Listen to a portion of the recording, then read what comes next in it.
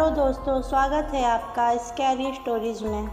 मैं आप लोगों के लिए डरावनी कहानी लेकर आई हूँ। अगर आप लोगों को मेरी कहानी अच्छी लगे तो मेरे चैनल को सब्सक्राइब करें और बेल बटन को ऑल पे कर दें। दोस्तों, आज की कहानी एक गांव के ऊपर है।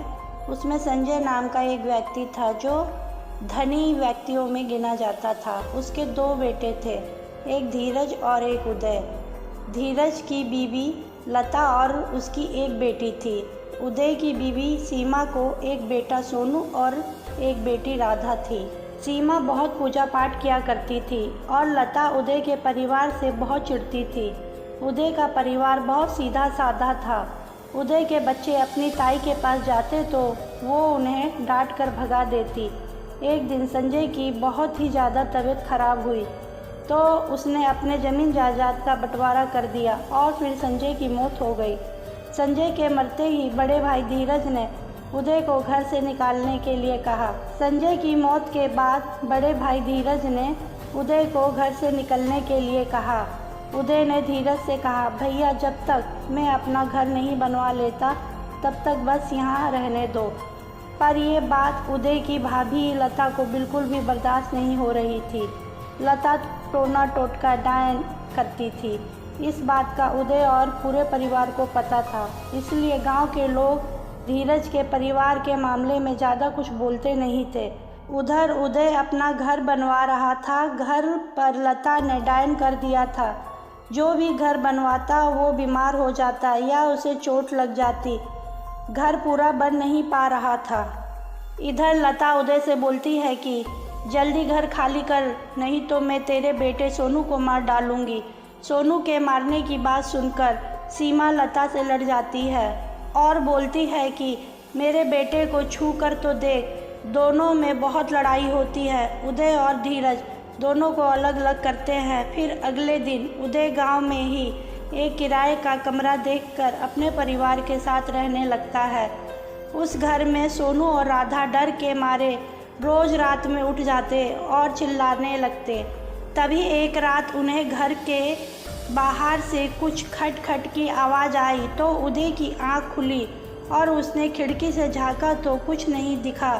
इस बात को उदय ने नज़रअंदाज कर दिया। सुबह उठते ही सोनू की बहुत तबीयत खराब हो गई।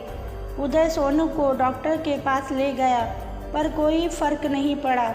तब गांव के एक चाचा के पास उदय गया। चाचा ने उदय से पूछा कि बेटा, तुमने अपना मुंह क्यों लटका रखा है? तो उदय बताता है, चाचा, जब से इस घर में आए हैं तब से कुछ भी ठीक नहीं चल रहा है और सोनू भी कई दिनों से बीमार चल रहा है। तो चाचा उदय को बोलते हैं, तो बगल वाले गांव में एक बाबा रहते हैं जो हनुमान जी के भक्त हैं। वो सब बातें सही सही बताते हैं। वो घर की मिट्टी देखकर सब बातें बता देंगे। तू कल सुबह घर की मिट्टी लेकर मेरे साथ चलना, फिर देखते हैं क्या करना है। उदय चाचा की बात मानकर सुबह घर की मिट्टी लेकर बाबा के पास चाचा के साथ जाता है। बाबा उदय की घर की मिट्टी देखकर बोलते हैं, आपके घर को आपकी भाभी ने काले जादू से बांध रखा है। आपकी बीबी माँ दुर्गा जी की भक्त है, इसलिए अभी घर में कुछ अशुभ नहीं हुआ है, वरना अब तक आपके बेटे की मृत्यु हो जाती। इस बात से वो डायन जो तुम्हारे घर पर काला जादू कर रही है वो बौखला रखी है। मैं एक धागा देता हूँ, तुम अपने घर में सबको बांध देना। ये धागा सुबह उठकर पूजा करके सबके हाथों में बांध देना। उदय बाबा से बोलता है कि बाबा, मेरी भाभी, जब तक हम उनके साथ थे तो वो परेशान करती थी, पर अब तो हमने घर भी छोड़ दिया।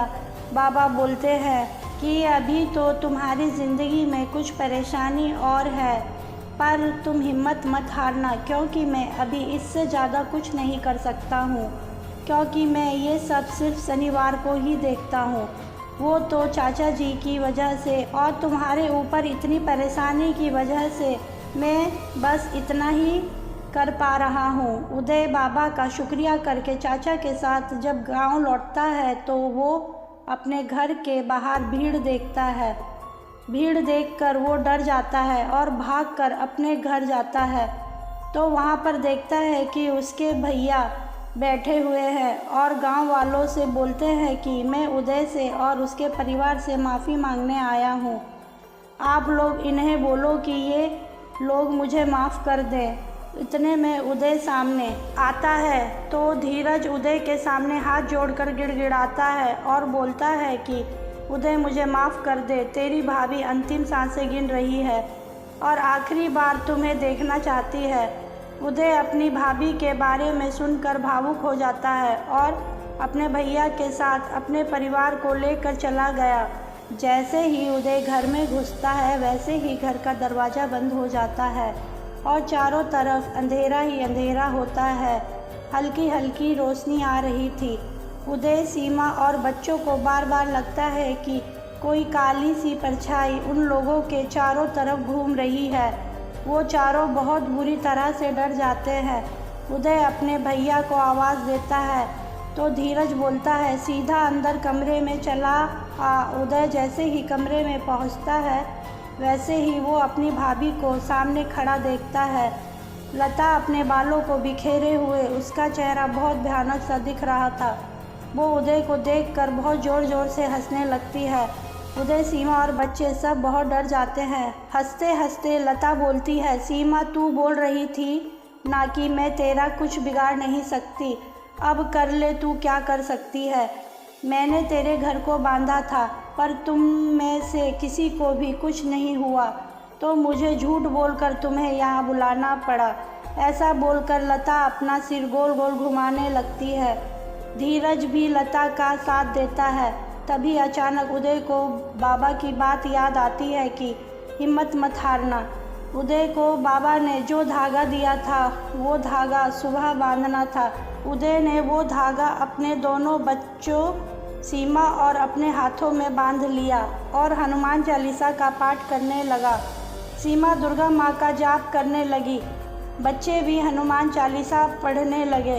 उदय ने जब धागा सबको बांधा तो लता को बहुत ज़ोर का झटका लगा और उससे कुछ गलती हो जाने की वजह से उसका काला जादू उसे ही लग गया और उसकी मौत हो गई।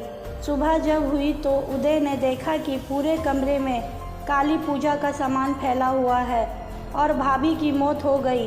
धीरज वहाँ बैठकर रो रहा था।